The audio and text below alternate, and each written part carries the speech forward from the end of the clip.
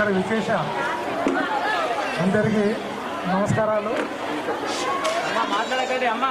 అందరూ కొద్దిగా సైలెన్స్. మనము హలో, అందరూ కొద్దిగా సైలెన్స్ ప్లీజ్.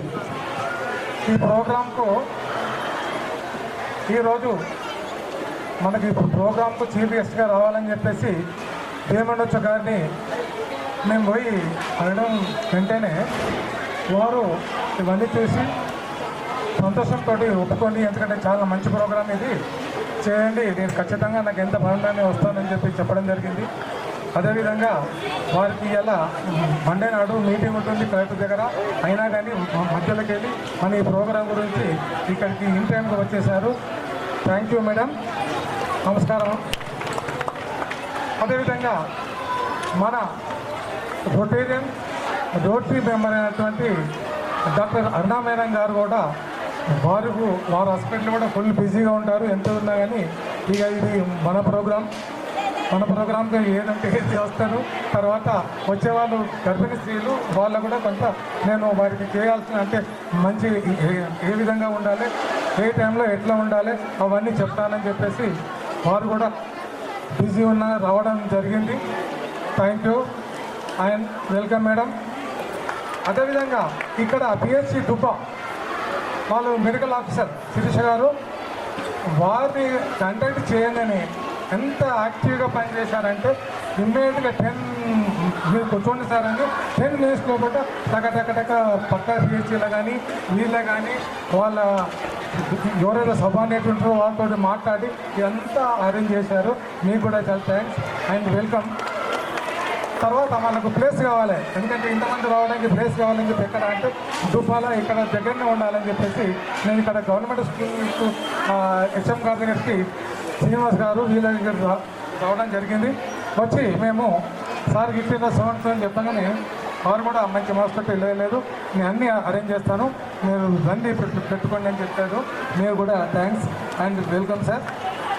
అదేవిధంగా నా తోటి రొటేరియన్స్ అందరికీ ఇక్కడ మా సెక్రటరీ గారు రమేష్ గారు ఎట్లా అంటే నేను ప్రెసిడెంట్గా ఉన్నా కానీ మా సెక్రటరీ గారే నా పనులు ఆయన పనులు అన్నీ రెండు కూడా కలిసి చేసే మా రమేష్ గారు. థ్యాంక్ యూ రమేష్ గారు, వెల్కమ్. అదేవిధంగా ఇక్కడికి పిలవంగానే మీ పిహెచ్ఎల్ నుంచి పిలుపు రాగానే ఇక్కడికి వచ్చేసినటువంటి మా చెల్లెళ్ళు అందరూ కూడా వెల్కమ్ ఆహ్వానిస్తున్నాము. ఎందుకంటే ఇది మీకు ఒక మా రోటరీ జెమ్స్ తరఫు నుంచి ఒక కిట్, మెడికల్ కిట్ అంటే మీకు అవసరమైన ఒక కిట్ ఇవ్వాలని చెప్పేసి మేము అనుకోవడం జరిగింది. అనుకొని ఈ విధంగా ప్రోగ్రామ్ చేశాను. ప్రోగ్రామ్కి మీరు అందరు వచ్చారు, అందరు కూడా వెల్కమ్ చేస్తున్నాం. తర్వాత మీకు మంచి కిట్ ఇక్కడ ముందు పెట్టాము. ఇది ఒక్కొక్కరికి ఆ ప్రోటీన్ మీకు కావాల్సిన ప్రోటీన్ ఏముంటే అది, తర్వాత సారేలాగా మేము ఒక బ్లౌజు, తర్వాత పూలు పండ్లు అవి కూడా అవన్నీ ఇవ్వడం జరుగుతుంది. మీరందరూ కూడా తర్వాత చాలా ఎక్కువ మాట్లాడే, ఎందుకంటే టైం కూడా అయింది, డిఎంఎల్సీ గారు వెళ్ళాలి. అందరూ మీరు సంతోషంగా మంచిగా నార్మల్ డెలివరీ తోటి మంచి హెల్తీ పిల్లలు ఉండాలి, చేసి కావాలని చెప్పేసి నా మనసు పుట్టే నేను కొట్టు భగవంతుడు కూడా కోరుతున్నా. Thank you very much. Thank you president. And now I request our head master to please give your. అందరికీ కూడా స్వాగతం సుస్వాగతం. ఈ యొక్క మంచి కార్యక్రమం అండి. అండ్ పిల్లలు మనకి ఏంటంటే మీకు చాలా సింపుల్గా చెప్తారు. ఒక బిల్డింగ్ కట్టామనుకోండి, పునాది లేకుండా కడితే ఆ బిల్డింగ్ ఎట్లా ఉండదో అలాగే మీకు చిన్నపిల్లలు ఇప్పుడే కడుపున పట్టకంటే ఇప్పుడే మీరు అన్ని జాగ్రత్తలను తీసుకొని మంచి ఆహారం తీసుకుంటే పుట్టే పిల్లలకు ఎలాంటి ప్రాబ్లమ్స్ ఉండవు. మంచి హెల్తీ పిల్లలు పుడతారు, మంచిగా ఉంటారు. ఏదైతే మనం ఈ టైంలోనే మీరు ఆహారం కానీ మన చుట్టూ ఉన్నటువంటి ఎన్విరాన్మెంట్ కానీ హ్యాపీనెస్ లేకున్నట్టయితే ఆ ప్రభావం అనేది పిల్లల మీద ఖచ్చితంగా పుట్టబోయే పిల్లల మీద పడుతుంది. కాబట్టి మీరు హ్యాపీగా ఉండాలి, మంచి హెల్త్ తీసుకోవాలి. అలాగే వీళ్ళతో నచ్చినటువంటి ఏవైతే ఉన్నారో పేరెంట్స్ కానీ వాళ్ళు కూడా వీళ్ళకి కొంచెం కేర్ తీసుకొని ఎక్కువ వర్క్ చేయకుండా వీళ్ళకి ఎప్పుడూ ఆనందం హ్యాపీగా ఉండాలి. మంచి ఫుడ్ ఇవి తీసుకున్నట్టయితే పుట్టబోయే పిల్లలు చాలా బాగుంటారు, సమాజానికి మంచిగా ఉంటుంది. అలాగే మీరు ఏమైనా పాటించారనుకోండి, పుట్టబోయే పిల్లల మీద ప్రభావం చూసి ఇవి గమనించాలని నేను కోరుతున్నాను. ఎక్కువ సమయం లేదు, వీళ్ళు చాలా పెద్ద పెద్ద ఆఫీసర్స్ వాళ్ళు చాలా బిజీగా ఉంటారు, ఈ టైం వేస్ట్ చేయదలుచుకోలేదు. ఇక్కడ వచ్చినందుకు థ్యాంక్స్ అండి. Thank you, sir. Now I request our guest speaker, Dr. Aruna Varnam, to please give the message.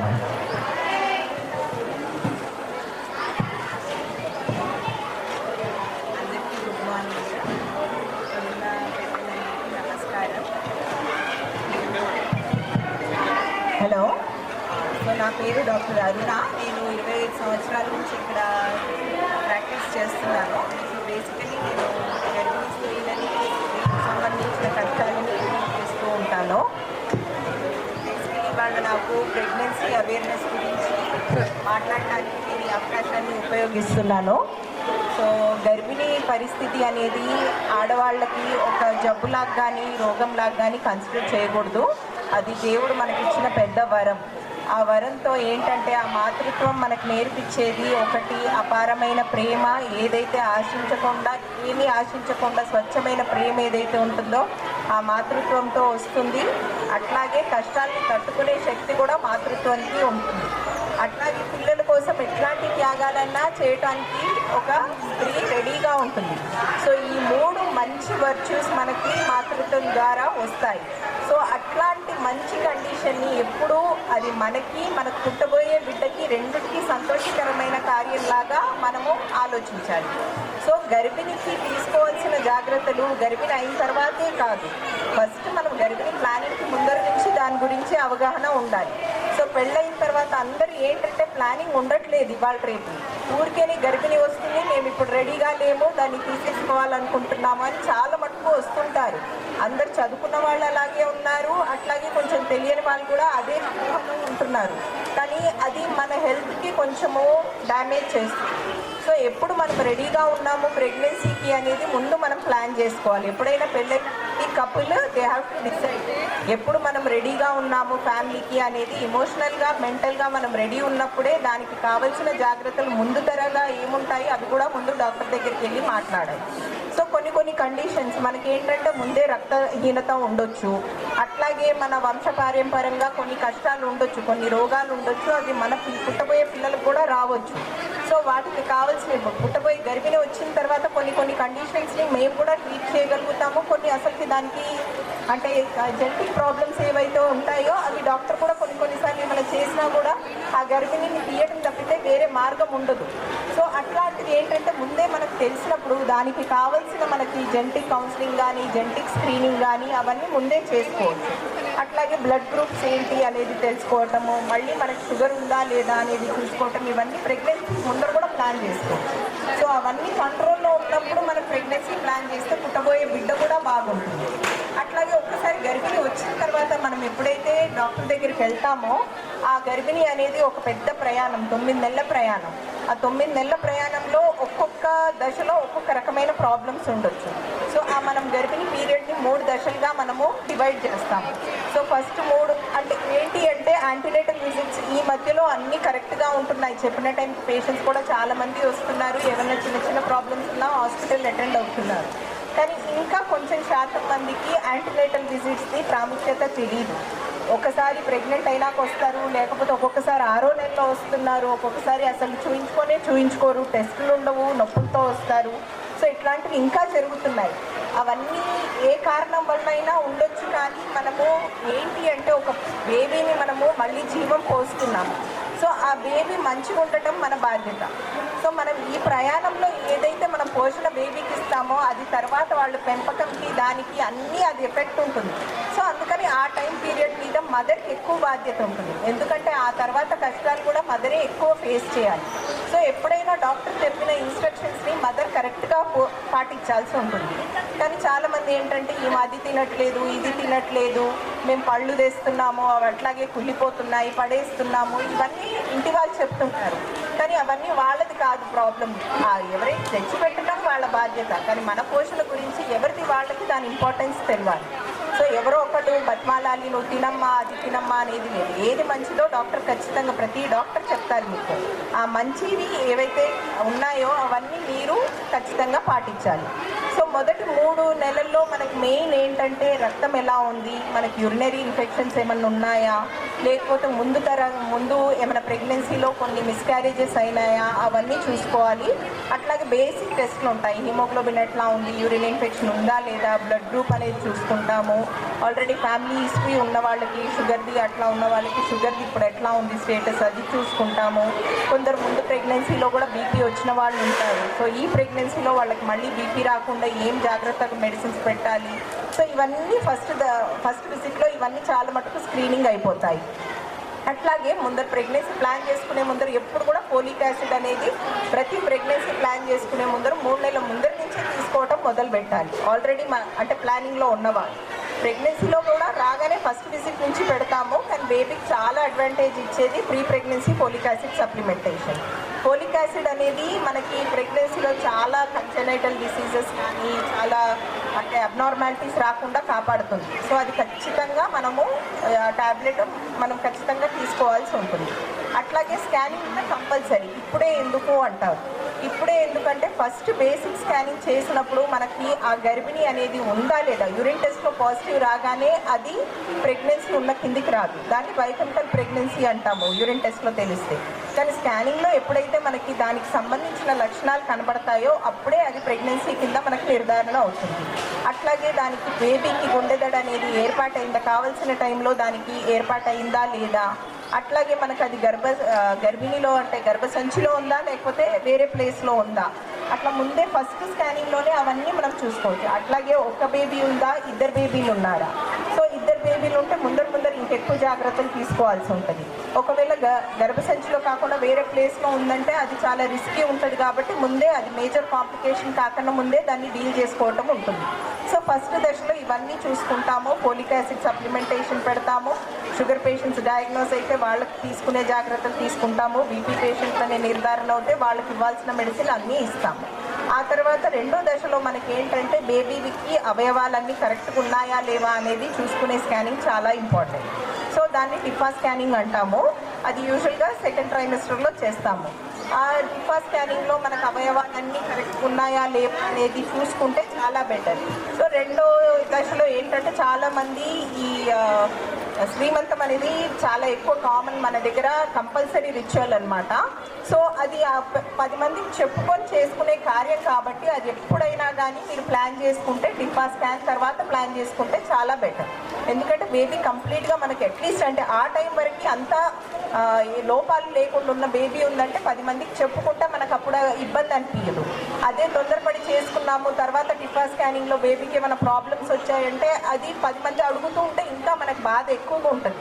So ఎప్పుడైనా కానీ మీ శ్రీమంతం అనే రిచువల్ని మీరు ఎప్పుడైనా టిఫా స్కాన్ తర్వాత ప్లాన్ చేసుకోండి. ఆ తర్వాత బేబీ కదలికలు ఉన్నాయా లేవా అనేది మనకి 5th మంత్ నుంచి తెలుస్తుంది.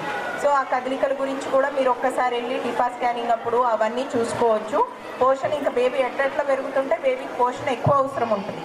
సో ఆ పోషణ గురించి కావాల్సిన ఇన్స్ట్రక్షన్స్ తీసుకోవాలి. చాలా మటుకి ఈ గర్భిణీ టైంలో ఫ్రూట్స్ ఎక్కువ తీసుకోవాలి, వెజిటబుల్స్ ఎక్కువ తీసుకోవాలి, లీన్ ప్రోటీన్స్ ఎక్కువ తీసుకోవాలి. అంటే చాలా మటుకు బాయిల్డ్ ఎగ్స్, చికెన్, ఫిష్ ఇట్లాంటి మటన్ కన్నా కూడా చికెన్, ఫిష్ చాలా ఈ టైంలో చాలా అవసరం ఉంటాయి. అట్లాగే బయట నుంచి మనము ఇవన్నీ కూల్ డ్రింక్స్ అవన్నీ అవాయిడ్ చేయాలి. చాక్లెట్స్, ఐస్ క్రీమ్స్, స్వీట్స్ ఇవన్నిటి మీద వీలైనంత వరకు మనము రిస్ట్రిక్షన్ పెడితే బెటర్. కార్బోహైడ్రేట్స్ అంటే మనం కంపల్సరీ రైస్ ఈటర్స్మి కాబట్టి దాన్ని ఆపలేము. కానీ కాకపోతే ఏంటంటే ఈ షుగర్ టెండెన్సీ ఉన్న వాళ్ళు దానికి బదులుగా కొర్రలు, బ్రౌన్ రైస్ ఇట్లాంటివి మనం సబ్స్టిట్యూట్ అంటే వైట్ రైస్కి బదులుగా ఇవి సబ్స్టిట్యూట్ చేస్తే షుగర్ కంట్రోల్లో ఉండే ఛాన్సెస్ చాలా ఎక్కువగా ఉంటాయి. అట్లాగే milk products, dairy products, milk తీసుకోవాలి. మళ్ళీ పెరుగు, మిల్క్కి సంబంధించిన డైరీ ప్రోడక్ట్స్ అన్నీ తీసుకోవాలి. మళ్ళీ ఈ టైంలో కూడా వైటమిన్స్ తీసుకోవాలి. ఐరన్ చాలా చాలా ముఖ్యము. ఎందుకంటే 5వ నెల నుంచి బ్లడ్ వాల్యూమ్ పెరుగుతుంది మనకి.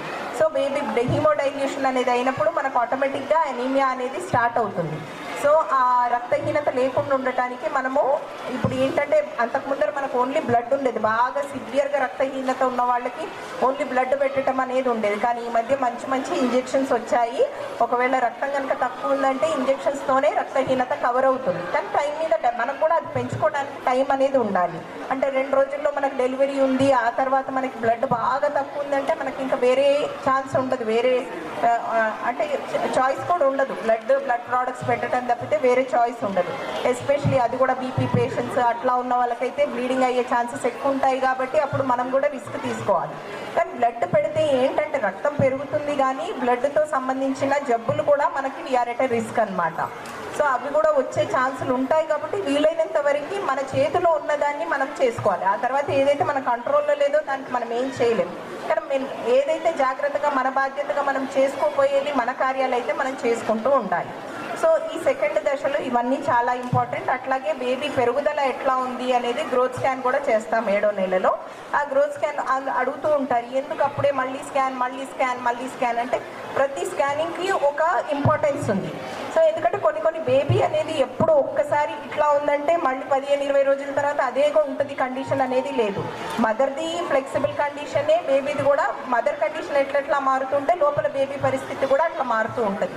సో కొన్ని అంటే ఆ టైం పీరియడ్స్లో ఆ ఇంపార్టెంట్ ఇన్వెస్టిగేషన్స్ అయితే ఖచ్చితంగా చేయించుకోవాలి. ఈ గ్రోత్ స్కాన్లో ఏంటంటే ఆ దశకి మనకి బేబీ ఎదుగుదల ఎట్లా ఉంది. సో బీపీ షుగర్ పేషెంట్స్కి ఒక్కొక్కసారి ఏంటంటే బేబీది గ్రోత్ తగ్గిపోతుంది. కొన్ని సిండ్రోమిక్ బేబీస్ ఉంటాయి, వాళ్ళకు కూడా కొంచెము వెయిట్ తక్కువ ఉంటుంది. సో అట్లాంటప్పుడు మనం వెయిట్ ఇంప్రూవ్ చేసుకోవడానికి ఆ టైం నుంచి డెలివరీ టైం వరకు మనకు కొంచెం టైం ఉంటుంది. సో అందుకని ఆ టైంలో మనకి బేబీస్ ఏవేవైతే తక్కువ బరువు ఉన్నాయో లేకపోతే రిస్క్లో ఉన్నాయో వాళ్ళకు కొంచెం బెటర్గా వేరే సప్లిమెంటేషన్ పెట్టేసి గ్రోత్ ఇంప్రూవ్ చేసుకోవచ్చు. సో అదొకటి. మళ్ళా తర్వాత స్మోకింగ్ అవన్నీ మన దగ్గర లేవు ఎక్కువ. ఇప్పుడు ప్రెగ్నెంట్ వాళ్ళైతే స్మోక్ చేయట్లేదు, కానీ ఇంకా తెల్లకల్లు అనేది ఇంకా మన దగ్గర చాలా వరకు ఉంటుంది. సో అది సేఫ్ ఏం కాదు. ప్రెగ్నెన్సీలో నిద్ర రాకపోవటమో లేకపోతే యూరిన్ ఫ్రీగా ఉంటే మనకి బీపీ రాదు అట్లా అని అపోహలు ఇంకా ఉన్నాయి. కానీ ఏదైనా కానీ కళ్ళు అయితే ప్రెగ్నెన్సీలో సేఫ్ కాదు, అది కూడా అవాయిడ్ చేయాలి. అట్లాగే మళ్ళీ స్మోకింగ్ అంటే జస్ట్ మనం ఒక్కటే బీడీలు తాగటమా సిగరెట్ తాగటమా అనేది కాదు, ప్యాసివ్ స్మోకింగ్ కూడా అంతే డేంజరస్. అంటే మన ఇంట్లో మగవాళ్ళు ఎవరన్నా స్మోక్ చేస్తున్నా కూడా ఆ పీల్చడం వల్ల కూడా మనకి హానికరమైన ఎఫెక్ట్స్ ఉంటాయి. సో అది కూడా వీలైనంత వరకు వాళ్ళని కూడా ఎడ్యుకేట్ చేయండి, ఇంట్లో కూడా స్మోకింగ్ అట్లాంటివి చేయొద్దని చెప్పాలి. ఇంకా లాస్ట్లో ఏంటంటే లాస్ట్ 3 నెలల్లో బేబీ గ్రోత్ బాగానే ఉన్నా అంతా ఉన్నా లాస్ట్ 3 మంత్స్లో మనకి ఏంటంటే మోడ్ ఆఫ్ డెలివరీ అనేది తెలుసుకోవాల్సి ఉంటుంది. సో బేబీ గ్రోత్ ఎట్లా ఉంటే ఆ మదర్ కండిషన్ కూడా ఫిజికల్ స్టేటస్, ఇమోషనల్ స్టేటస్, అంటే నొప్పి తట్టుకునే తత్వం కూడా ఆడవాళ్ళు పెంచుకోవాలి. అంటే కాన్పు నొప్పులు అంటారు, పుట్టిగానే అనలేదు నొప్పి, అది నొప్పితో అసోసియేట్ అయ్యి ఉంటుంది కాబట్టి దాన్ని లేబర్ పెయిన్స్ అన్నారు. సో ఆ పెయిన్కి కూడా మనం ముందే ప్రిపేర్ అయ్యి ఉండాలి. అంటే మన టాలరెన్స్ పెంచుకోవాలి, ఎక్సర్సైజ్ చేయాలి, వాకింగ్ చేయాలి, మంచి ఫుడ్ తీసుకుంటే మనకు శక్తి కూడా పెరుగుతుంది లేబర్ పెయిన్స్ టాలరేట్ చేయడానికి. అట్లాగే యాంటీనేటల్ ఎక్సర్సైజెస్ అని ఈ మధ్య యూట్యూబ్లో వీడియోస్ ఉన్నాయి, ఎక్కడికన్నా వెళ్ళినా కూడా ఎడ్యుకేట్ చేస్తున్నారు డాక్టర్స్, స్టాఫ్ చెప్తూ ఉంటారు. లేకపోతే మీకు ఎక్కడైనా QR కోడ్స్ కూడా ఉంటాయి కొన్ని, అవి కూడా చూసుకుంటే మీకు అవి ఏవేవి ఎక్సర్సైజెస్ సేఫ్ ఎక్సర్సైజెస్. అంతేగాని హడావిడిగా కొందరు ఏంటంటే యాంటీనేటల్ ఎక్సర్సైజెస్ అని చూడగానే వాళ్ళకి అలవాటు లేకపోయినా కానీ కొంచెము కష్టమైన యోగాసనాలు అట్లాంటివి ట్రై చేస్తుంటారు నార్మల్ అన్న కోరికతో. కోరిక పట్టడంలో తప్పేం లేదు, కానీ నార్మల్ ఎంతైతే మనం చెప్తూ ఉంటామో వెజైనల్ డెలివరీ చేయటం అనేది ఖచ్చితంగా ఇంపార్టెంట్. కానీ కొందరికి కొన్ని కండిషన్స్లో ఒక్కొక్కసారి వెజైనల్ డెలివరీ కాదు. అట్లాంటప్పుడు వాళ్ళు మొండు పట్టుబట్టి మాకు నార్మలే కావాలి అంటే అప్పుడు డాక్టర్ కూడా ఏం చేయలేదు. సో వాళ్ళ బోనీ పెల్విస్ ఎట్లా ఉంది, వాళ్ళ దారి పెల్విక్ దారి ఏదంటే బేబీ ప్యాసేజ్ ఉంటుంది కదా, అది కూడా మనకి కరెక్ట్గా ఉందా లేదా అనేది అప్పుడు అసెస్మెంట్ అవుతుంది. సో నార్మల్ డెలివరీ అయ్యే ఛాన్సెస్ ఎక్కువగా ఉన్నాయని చెప్పినప్పుడు మీరు యాంటీనేటల్ ఎక్సర్సైజెస్ చేస్తూ మళ్ళీ అట్లాగే పౌష్టికమైన ఆహారం తీసుకుంటే బేబీది గ్రోత్ బాగుంటుంది, మీకు టాలరెన్స్ బాగుంటుంది, వెజైనల్ డెలివరీస్ కూడా నంబర్ పెరుగుతుంది. సో ఇంకా I think I have covered everything. ఎవరికైనా ఏమైనా డౌట్స్ ఉంటే నేను చెప్తాను. బేసికలీ ఏంటంటే విజిట్స్కి ఖచ్చితంగా వెళ్ళాలి చెప్పిన టైంలో.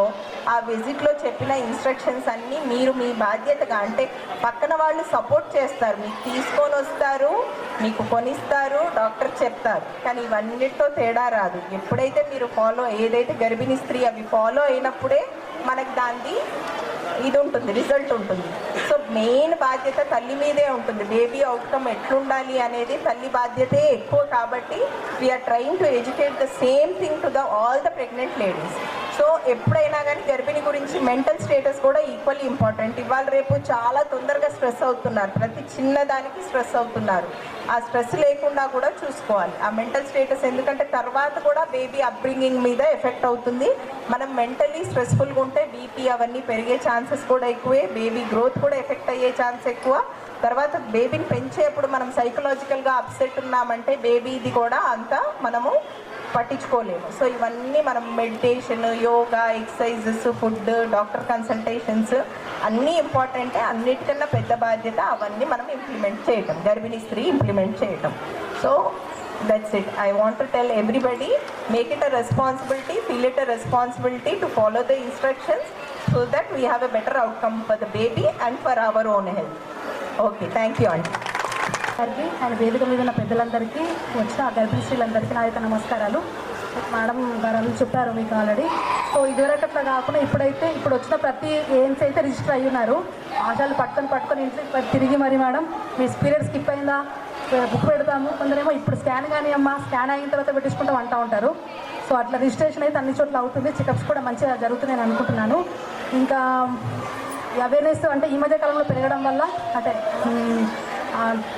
చెకప్స్కి వస్తున్నారు రెగ్యులర్గా. గవర్నమెంట్కి కూడా యూట్యూబ్లు చూస్తున్నారు. మొత్తం అవగాహన అయితే వచ్చింది మీ అందరికీ పోషకాహార గురించి. సో నేను చెప్పేది ఏంటంటే డెలివరీ వరకు అన్నీ ఫాలో అవుతారు, తింటారు, ఇంట్లో వాళ్ళు కూడా బాగా చూసుకుంటారు. ఆఫ్టర్ డెలివరీ కూడా ఇంపార్టెంట్.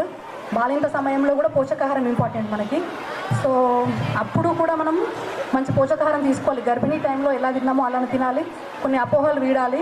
నీళ్ళు ఎక్కువ తాగితే కుట్లు మానకపోవడం అనడం కానీ అట్లాంటి కొంచెం చెప్తారు పెద్దవాళ్ళు. సో తల్లిపాలలో ఉండేది 80% వాటరే కాబట్టి నీళ్ళు మంచిగా తాగాలి.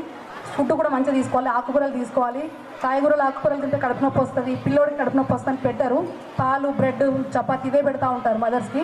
సో అట్లా కాకుండా మీరు చెప్పి మంచి పోషకాహారం అప్పుడు కూడా తీసుకోవాలి. ఎగ్ కూడా తినాలి. ఇంకా ప్రెగ్నెన్సీ టైంలో కొన్ని డేంజర్ సైన్స్ ఉంటాయి. తలనొప్పి కానీ, వికారంగా ఉండడం కానీ, వాంతులు కానీ, సడన్గా ఓవర్ వెయిట్ అవ్వడం కానీ. మామూలుగా బరువు పెరుగుతారు అందరూ, కానీ చాలా ఎక్కువ వెయిట్ గెయిన్ అవుతూ ఉంటారు. సో అట్లాంటప్పుడు మీరు దగ్గర పిహెచ్సికి, హాస్పిటల్కి వెళ్ళి బీపీ చెకప్ చేయించుకోవడం అట్లా చేసుకుంటూ ఉండాలి. ఎందుకంటే ముందు నుంచి లేకపోయినా 7-8 మంత్లో మనకి బీపీ అట్లా వచ్చే ఛాన్స్ ఉంటుంది. ఎక్కువ మనకు హై రిస్క్ అవే అవుతూ ఉంటాయి. మెయిన్ రక్తహీనత మీకు అందరికీ తెలుసు. చాలామంది ట్యాబ్లెట్స్ వేసుకోవాలంటే పడట్లేదని, చేదుగా ఉందని, ఇంకేదో రీజన్ చెప్పి వేసుకోరు. ముందు బాగానే ఉంది కదా మనం రక్తం మాకు మంచిగానే ఉంటుంది అనుకుంటారు. అది తప్పు. ప్రెగ్నెన్సీ నెలలు పెరుగుతున్న కొద్దీ బ్లడ్ వాల్యూమ్ తగ్గి మనకి హిమోగ్లోబిన్ తగ్గుతుంది. కాబట్టి ఖచ్చితంగా ఐరన్ మాత్రలు, ఫోలిక్ యాసిడ్ మాత్రలు వేసుకోవాలి ప్రతి గర్భిణీ స్త్రీ. సో మంచి పోషకాహారం తీసుకోవాలి అండ్ వాటర్ కూడా ఎక్కువ తీసుకోవాలి. నార్మల్ డెలివరీకి ప్రయత్నం చేయాలి అందరూ. మొదటి కాన్పు వాళ్ళకి 100%, 99% అయ్యే ఛాన్స్ ఉంటుంది కొన్ని కారణాలు తప్పితే. సో ఇంట్లో వాళ్ళు కూడా సపోర్ట్ చేయాలి నార్మల్ డెలివరీకి. మా చిన్న ఏజ్ అనో, తిన నొప్పులు ఓర్చుకోలేదనో వాళ్ళు చెప్పి వీళ్ళు విల్లింగ్ ఉన్న పేషెంట్ వాళ్ళు ఏం చేస్తారంటే అన్నెసరీ సెక్షన్స్కి వెళ్తూ ఉంటారు. సో అట్లా కాకుండా నార్మల్ డెలివరీకి కూడా మీరు ప్రతి ఒక్కరు ప్రయత్నం చేయాలి. Thank you. ఈ అవకాశం ఇచ్చినందుకు అందరికీ నమస్కారం. అందరికీ నమస్కారం. ఈరోజు ఇంత మంచి కార్యక్రమాన్ని ఆర్గనైజ్ చేసినటువంటి మన రోటరీ క్లబ్ వాళ్ళకి, ప్రెసిడెంట్ రోటరీ జెంట్స్ అండ్ ఇక్కడ స్కూల్లో మనకి అవకాశం ఇచ్చిన ప్రిన్సిపల్ గారికి అండ్ ఇక్కడ మనకి చీఫ్ అంటే గెస్ట్ స్పీకర్గా వచ్చినటువంటి ఎంత బిజీ షెడ్యూల్ ఉండి కూడా అంటే అందరు కమర్షియల్ ఉంటారు. డాక్టర్స్ అందరు కూడా దాదాపుగా ప్రైవేట్ ప్రాక్టీస్ అంటే కమర్షియల్ ఉంటారు. అట్లాంటి తను కూడా మనకు టైం ఇచ్చి వచ్చినందుకు, మంచి సలహాలు ఇచ్చినందుకు తనకి, మన ఇక్కడ ఉన్న మెడికల్ ఆఫీసర్ గారు ఇంతమంది తక్కువ టైంలో కూడా ఇంతమంది ప్రెగ్నెంట్ ఉమెన్ని వాళ్ళకి మోటివేట్ చేసి ఇక్కడ వరకు పిలిచినారు అంటే వాళ్ళకు కూడా తన కూడా ఎంతో ప్రయత్నం చేసినది. ఇక్కడ మళ్ళీ వచ్చినటువంటి మన హెల్త్ ఫీల్డ్ స్టాఫ్ అందరికీ కూడా దాన్ని వచ్చినటువంటి ప్రెగ్నెంట్ వాళ్ళందరూ కూడా ధన్యవాదాలు. సో ఏం లేదు, ఆరోగ్యం గురించి అంతా చెప్పినారు. మెయిన్గా ఒకటి ఏంటంటే ప్లానింగ్ అన్నది కరెక్ట్గా ఉండాలి. ప్లానింగ్ ప్రెగ్నెన్సీ ఎప్పుడైతే మనసు, శరీరము రెండు సన్నద్ధంగా ఉన్నప్పుడే ప్రెగ్నెంట్ అవ్వాలి తను. అప్పుడే తను కానీ, తన గురించి కానీ, తనకు పుట్టబోయే బిడ్డ గురించి కానీ బాగా చూసుకోగలుగుతారు. సో అందుకోసమని ఇప్పుడు చిన్న వయసులో ప్రెగ్నెన్సీ రాకుండా ఒక కరెక్ట్ ఏజ్లో 21 ఇయర్స్ తర్వాత మ్యారేజ్ చేసుకొని ఒక టైం ఇచ్చి భార్యాభర్తలకు మధ్యలో వాళ్ళకి అండర్స్టాండింగ్ ఒక టైం ఇచ్చి ఒక 1-2 ఇయర్స్ గ్యాప్ ఇచ్చిన తర్వాత ప్రెగ్నెన్సీ ప్లాన్ చేసుకుంటే కనుక ఆ లోపల కూడా ఈ ఫోలిక్ యాసిడ్ సప్లిమెంటేషన్ తీసుకుంటే దానివల్ల బేబీ పుట్టబోయే బిడ్డకి న్యూరల్ ట్యూబ్ డిఫెక్ట్స్ అని ఉంటాయి అన్నమాట. సో అవి రాకుండా మన జాగ్రత్తలు ఇప్పుడే ఎందుకు తీసుకోవాలి, నేను మంచిగానే ఉన్నాను కదా అనుకోకూడదు. సో మన పుట్టబోయే బిడ్డకు కూడా మనము మంచి ఆరోగ్యం ఇవ్వాలి అనుకుంటే కనుక ముందు నుంచే ప్రెగ్నెన్సీకి ముందు నుంచే ఫోలిక్ యాసిడ్ అన్న సప్లిమెంట్ తీసుకుంటే కనుక మనకు బేబీకి ఇట్లా బ్రెయిన్కి సంబంధించిన సమస్యలు లేకుండా, వెనుపూసకు సంబంధించిన సమస్యలు లేకుండా పుట్టే అవకాశాలు ఉంటాయి. ఇది చాలా రేర్గా వస్తుంటారు అట్లాంటి కేసులు, అది కూడా మనం అవాయిడ్ చేసుకోవచ్చు. సో మంచి ప్లానింగ్తోని, గ్యాప్తోని, సరైన గ్యాప్తోని, మంచి ఆరోగ్యం ఉన్న తర్వాతనే ప్రెగ్నెన్సీ ప్లాన్ చేసుకుంటే కనుక మీ పుట్టబోయే బిడ్డ బాగుంటారు. మీరు కూడా ప్రెగ్నెన్సీ నుంచి మీరు మంచిగా ఈజీగా బయటకు వచ్చి ఆరోగ్యంగా ఉండగలుగుతారు, కుటుంబాన్ని కూడా చూసుకోగలుగుతారు.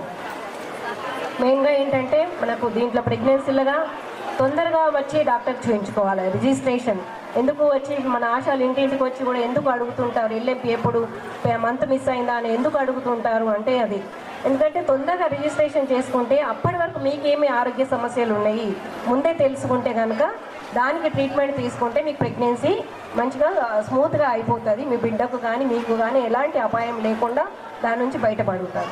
అందుకోసం తొందరగా రిజిస్ట్రేషన్ చేయించుకొని డాక్టర్తో చెకప్ చేయించుకుంటే వెయిట్ చూసుకోవాలి, వెయిట్ సరిగా పెరుగుతుందా లేదా. మినిమం 10 కేజీల నుంచి మనకు 12 కేజెస్ వరకు పెరగాలి, యావరేజ్గా 12 కేజెస్ పెరగాలి.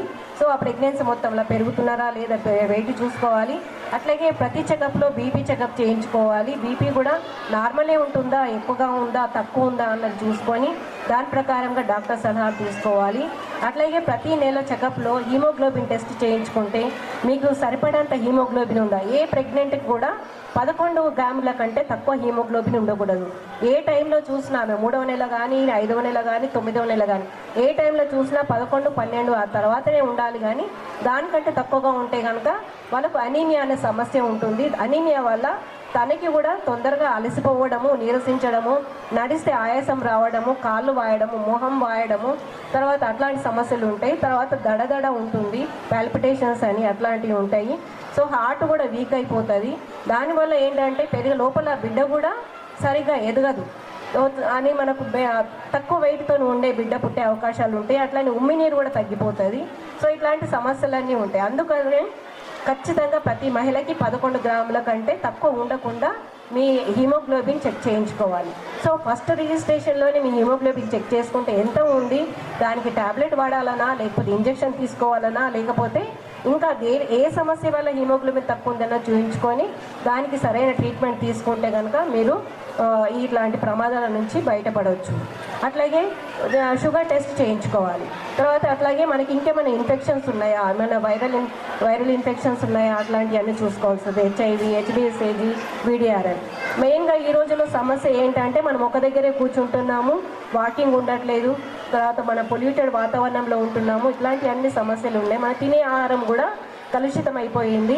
అందువల్ల అయోడిన్ కూడా మనకు సరిగ్గా సెంపాలలో ఉండట్లేదు. దానివల్ల మనకి హైపోథైరాయిడ్ అనేది కూడా చాలా ఎక్కువగా ఉండదు. ఈ హైపోథైరాయిడ్ వల్ల కూడా అసలు ప్రెగ్నెన్సీ వచ్చే అవకాశం ఉండదు. వస్తే కూడా అది తొందరగా అబార్షన్ అయ్యే అవకాశం ఉంటుంది.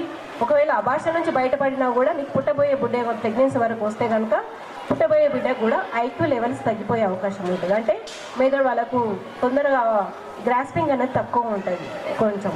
అందువల్ల ఇట్లాంటి సమస్యలన్నీ గుర్తించాలి అంటే మేము మొత్తము ఎవ్రీ టైము బ్లడ్ చెకప్స్ చేయించుకోవాలి. అన్నీ కూడా పద్ధతిగా డాక్టర్తో చూపించుకొని అన్ని ఎదుగుదల కరెక్ట్గా ఉందా లేదా అనేది చూసుకోవాలి. అట్లాగే ఇస్తారు ప్రెగ్నెన్సీలో ఏం లేదు, అది పెద్ద బీమారి కాదు, ఏం కాదు, ఒక నార్మల్ న్యాచురల్ ప్రాసెస్ అది. అట్లా అని చెప్పేసి అమ్మలు అత్తలు చెప్పిన మాట, అమ్మమ్మలు చెప్పిన మాట కాదు. ఇప్పుడు మనం క్వాలిఫైడ్ డాక్టర్, చదువుకున్న డాక్టర్లు చెప్పిన సలహాలు పాటించాలి. దాంట్లో ఐరన్, కాల్షియం టాబ్లెట్ ఖచ్చితంగా వేసుకోవాలి. నార్మల్ ఉన్నా సరే వేసుకోవాలి. హీమోగ్లోబిన్ 11 ఉన్నా 12 ఉన్నా కూడా వేసుకోవాలి. ఎందుకంటే ఎక్కువగా అవసరం ఉంటుంది ఇప్పుడు ఈ టైంలో ప్రెగ్నెన్సీలో. సో కనీసం మినిమము 180 టాబ్లెట్లు ఐరన్ టాబ్లెట్ వేసుకోవాలి. ఇంకా అంతకు మించి ఎక్కువ కూడా వేసుకోవాలి. 4వ నెల నుంచి ఐరన్ టాబ్లెట్ వేసుకోవాలి. మొదటి 3 నెలలు మనము ఫోలిక్ యాసిడ్ ఇస్తాము, తర్వాత ఐరన్ వేసుకోవాలి. అట్లాగే కాల్షియం కూడా 2 పూటలు వేసుకోవాలి. ఒక 1000 మిల్లీగ్రామ్స్ కాల్షియం ఉండాలి. దాంట్లో ఏంటంటే ఒకటేసారి ఐరన్ కాల్షియం వేసుకుంటే కూడా అది అబ్జార్ప్షన్ అన్నది సరిగ్గా ఉండదు. అందువల్ల తినగానే ఐరన్ వేసుకొని 1 గంట 2 గంటల గ్యాప్ ఇచ్చిన తర్వాత మాత్రమే కాల్షియం వేసుకోవాలి. ఇదన్నిటి కూడా మించి ఏంటంటే మనకు తినే ఆహారం మన ఒంటికి పట్టాలంటే మనం ఏది తీసుకున్నా కూడా ఎంత కాస్ట్లీ తీసుకున్నా కూడా ఆహారం ఒంటికి పట్టాలంటే మనం ఒకటి చేతులు ఒకటి హ్యాండ్ హైజీన్ ఒకటి మెయింటైన్ చేయాలి. ఇది ప్రతి ఒక్క సిటిజన్కి ఇది అవసరం. చిన్నపిల్లలను మొదలుకొని ప్రెగ్నెంట్ వాళ్ళైతేనేమి ఎవరికైనా ఏజ్ గ్రూప్ వాళ్ళకైనా కూడా చేతులు హ్యాండ్ వాష్ చేసుకున్న తర్వాతనే మనం తినే వస్తువు ముట్టాలి. ఎందుకంటే మనకు ఆ క్రిములు ఏవైతే ఉంటాయో దానివల్ల మన తినే ఆహారం కూడా ఒంటికి పట్టకుండా అది మనకు వామ్స్ అన్నవి తయారయ్యి మనం తీసుకున్న ఆహారంలోంచి పోషకాహారాలన్నీ కూడా అన్నీ కూడా అవి తినేస్తాయి. కాబట్టి మనం ఖచ్చితంగా హ్యాండ్ వాష్ చేసుకున్న తర్వాతనే భోంచేయాలి, ట్యాబ్లెట్ కానీ ఏమన్నా వేసుకోవాలి. ఇట్లాంటి జాగ్రత్తలన్నీ తీసుకోవాలి. మళ్ళీ తర్వాత ప్రెగ్నెన్సీ అన్న కానీ కొంచెం ఎక్కువ తీసుకోవాల్సి వస్తుంది. తీసుకునే ఆహారం మామూలుగా కంటే కూడా ఎక్కువ తీసుకోవాలి. అంటే మన కార్బోహైడ్రేట్ కంటే కూడా మన ప్రోటీన్ ఎక్కువగా తీసుకోవాలి.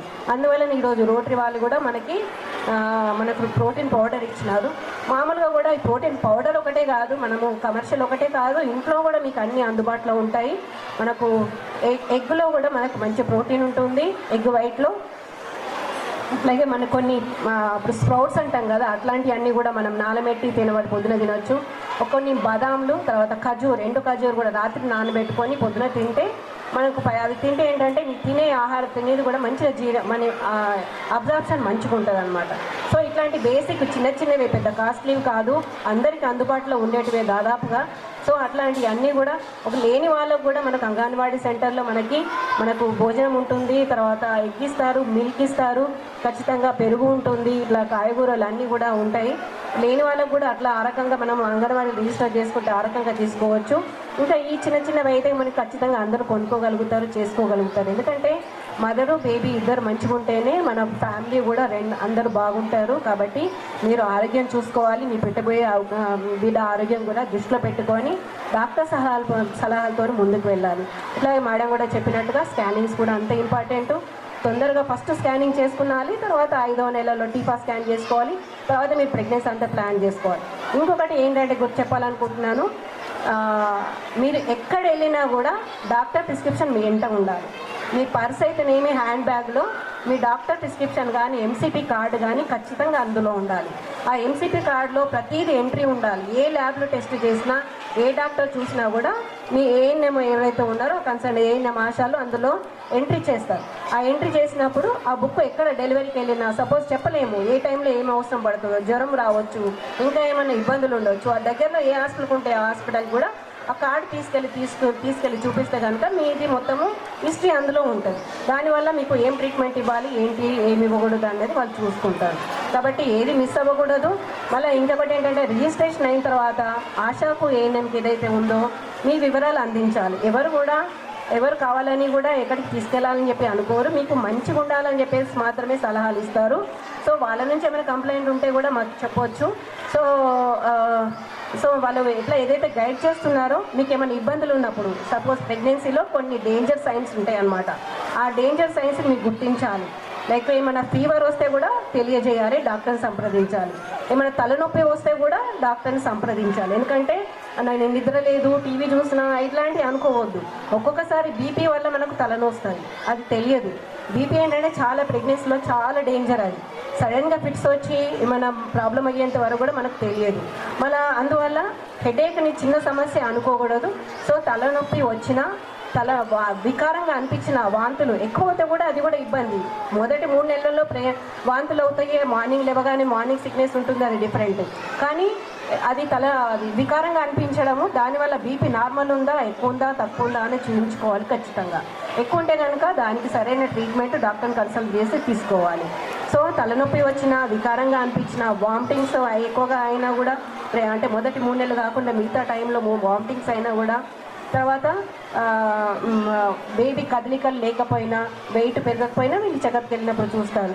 సో ఇట్లాంటివన్నీ కూడా, జ్వరం వచ్చినా కూడా ఇట్లాంటి వాటిలలో మీరు ఖచ్చితంగా డాక్టర్ని సంప్రదించాల్సి వస్తుంది. ఇప్పుడైతే సీజన్లో చాలా జ్వరాలు ఎక్కువగా ఉన్నాయి, వైరల్ ఫీవర్స్, జాగ్రత్తలు తీసుకోవాలి. బయట ఫుడ్ తీసుకోకూడదు, టైఫాయిడ్ అవి ఇవి అన్నీ వచ్చే అవకాశాలు, కలుషితమైన వాటరు, ఫుడ్ అట్లా ఉంటాయి. కాబట్టి ఈగలు వాళ్ళని తీసుకోకుండా వేడివేడి పదార్థాలు రోజుగా తీసుకోండి, ఎప్పటికప్పుడు తీసుకోండి. మళ్ళీ మెయిన్గా వాటర్ మంచిగా తీసుకోండి. రోజు 5 లీటర్ల వాటర్ ఖచ్చితంగా ఉండాలి. వాటర్ తాగితే మీది ఇట్లా అట్లా అన్నీ కూడా మూఢనమ్మకాలు అన్నీ తీసేసి మంచిగా ఉండాలి. ఏంటంటే ఇంకొకటి కాళ్ళవాపులు కూడా, కాళ్ళవాపుల దగ్గర కూడా ప్రెగ్నెన్సీలో కామన్ అని చెప్పి అశ్రద్ధ చేయొద్దండి. ఖచ్చితంగా కాళ్ళవాపులు ఎందుకు, హిమోగ్లోబిన్ తక్కువ ఉందా, బీపీ ఎక్కువ ఉందా, లేకపోతే ప్రోటీన్ ఏమైనా తక్కువ ఉందా, యూరిన్ ఇన్ఫెక్షన్ ఉందా, ఇట్లాంటివన్నీ కూడా తెలుసుకోవాలి. తెలుసుకొని ఆ రకంగా డాక్టర్ చెప్పినట్టుగా మీరు ముందుకు వెళ్ళాలి. సో మనకు ఇక్కడ అన్నీ కూడా అర్బన్లో 70 యూపీఎస్సీలు ఉన్నాయి. తర్వాత మిగతా మనకు జిల్లాలో మొత్తం 37 సెంటర్లు ఉన్నాయి. అక్కడ కూడా మీకు డాక్టర్స్ని సంప్రదించండి. ఓకేనా? ప్రతి నెల చక్కగా వీటన్నిటి కూడా అంటే ముఖ్యం ఏంటంటే నిద్ర అన్నది సరిగ్గా ఉండాలి. రెస్ట్ అనేది సరిగ్గా లేకపోతే ఇబ్బందులు ఎదురవుతాయి. సో రాత్రిపూట ఒక 8 అవర్స్, దినం పూట ఒక 2 అవర్స్ ఖచ్చితంగా రెస్ట్ తీసుకొని ఒక 10 గంటలు ప్రెగ్నెన్సీలో ఒక 10 గంటలు రెస్ట్ ఉంటే కనుక మంచిది. సో ఇట్లాంటి ప్రశాంతంగా ఉండండి.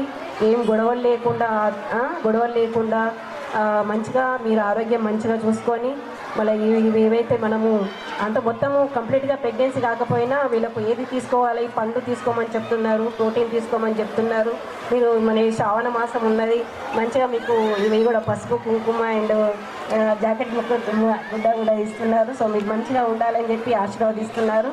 వాళ్ళందరూ బ్లెస్సింగ్ తీసుకుంటూ కూడా మీ అందరూ ఆరోగ్యంగా ఉండాలి, మంచిగా డెలివరీ అంటే ప్రెగ్నెన్సీ మంచిగా దీంచా ఉండాలి, మంచి బిడ్డని ఇవ్వాలని చెప్పేసి అని కోరుకుంటూ, తర్వాత కూడా అన్నీ చెప్తుంటారు. వ్యాక్సిన్ తీసుకోవాలి, స్పేస్ ఇవ్వాలి, గ్యాప్ ఇవ్వాలి, ఇట్లాంటి జాగ్రత్తలను తీసుకుంటూ బాగుండాలని చెప్పేసి అని నాకు ఈ అవకాశం ఇచ్చినందుకు అందరూ కూడా ధన్యవాదాలు తెలుపుకుంటూ థ్యాంక్ యూ. ఇక్కడ వచ్చిన వాళ్ళందరికీ కూడా ప్రోటీన్ పౌడర్ ఇంకా పండ్లు అందరికీ ఇవ్వడం జరుగుతుంది. దయచేసి అందరూ ఒకటేసారి కాకుండా ఒకరొకరుగా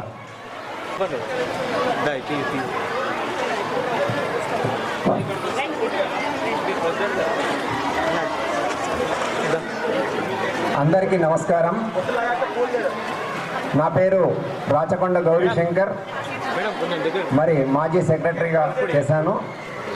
ఇటీవలే నా కూతురు సుఖప్రసవంతో మరి నార్మల్ డెలివరీతో డాక్టర్ అరుణ వనం గారి హాస్పిటల్లో మరి జన్మించడం జరిగింది. సమాజంలో నిజంగా ఒక అపోహ ఉంది. అదేంటంటే ప్రతి హాస్పిటల్కి వెళ్తే సిజేరియన్ చేస్తారని. అది నేను కూడా కొంచెం నమ్మాను, కానీ అది కరెక్ట్ కాదు. ఎందుకంటే డాక్టర్స్ కూడా మరి అరుణావరం గారు నిజంగా కృతజ్ఞత పర్సనల్గా చెప్పడం జరిగింది. మరి సభాముఖంగా చెబితే అది చాలా ఆనందంగా ఉంటుంది. మరి మీరు కూడా ఒక తండ్రి స్థానంలో నేను ఉండి చెబుతున్నాను.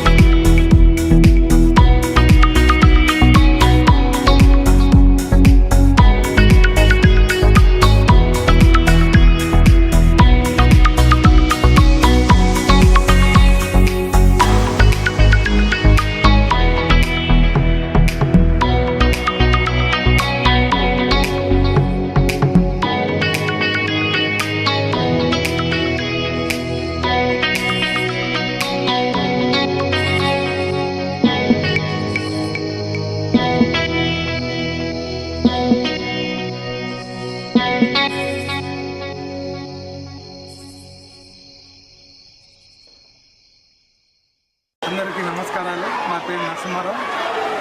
Rotary club of gems Nizamabad తరఫున మేము ఒక పెద్ద కార్యక్రమం తలపెట్టాము ఈరోజు. ఏ కార్యక్రమం అంటే గర్భిణీ స్త్రీల వాళ్లకు awareness program and as well as వాళ్లకు ప్రోటీన్ కిట్ ఇవ్వడం జరిగింది. ప్రోటీన్ కిట్లో ఆ పౌడరు, ఆ తర్వాత వాళ్ళకు కావాల్సిన పాలు, పండ్లు, పూలు, తర్వాత బ్లౌజ్ పీసులు ఇవన్నీ కూడా ఇవ్వడం జరిగింది. దీనికి డిఎంఎన్హెచ్ఓ గారు మేడం గారు చీఫ్ గెస్ట్ రావడం జరిగింది. డాక్టర్ అన్నా గారు అవేర్నెస్ ప్రోగ్రామ్ ఆమె ఇవ్వడం జరిగింది. అట్లే ఇక్కడ కన్సర్న్ మెడికల్ ఆఫీసర్ గారు కూడా రావడం జరిగింది. తర్వాత మా రోటరీ జెమ్స్ క్లబ్లు వారు కూడా అందరూ రావడం జరిగింది. దీనికి సుమారుగా 200 మంది గర్భిణీ స్త్రీలు వచ్చారు. వాళ్ళందరూ కూడా మేము ఈ టిప్స్ ఇవ్వడం జరిగింది. ఆ తర్వాత ఇది ఏంటంటే టోటల్ తెలంగాణ మొత్తంలో ఈ అవేర్నెస్ ప్రోగ్రామ్ తర్వాత ఈ గర్భిణీ స్త్రీలకు ఏదైతే కిట్లు ఇవ్వడం జరిగిందో ఇవన్నీ మాకు స్టేట్ డీజీ నుంచి ఈ కాల్ తోటి మేము ఇవి చేశాము. టోటల్ నిజామాబాద్లో టోటల్ తెలంగాణలో 30,000 మంది గర్భిణీ స్త్రీలకు ఈరోజు 30,000 మంది గర్భిణీ స్త్రీలకు తర్వాత వాళ్లకు ఇంచుమించుగా అందరూ కూడా ఈ కిట్లు ఇవ్వడం జరిగింది ఈరోజు. అదేవిధంగా వారు అందరూ కూడా నార్మల్ డెలివరీ కావాలి, మంచిగా హ్యాపీగా డెలివరీ హెల్దీ బేబీస్ రావాలని చెప్పేసి దేవుని కోరుకుంటూ ముగిస్తున్నాను. Thank you very much.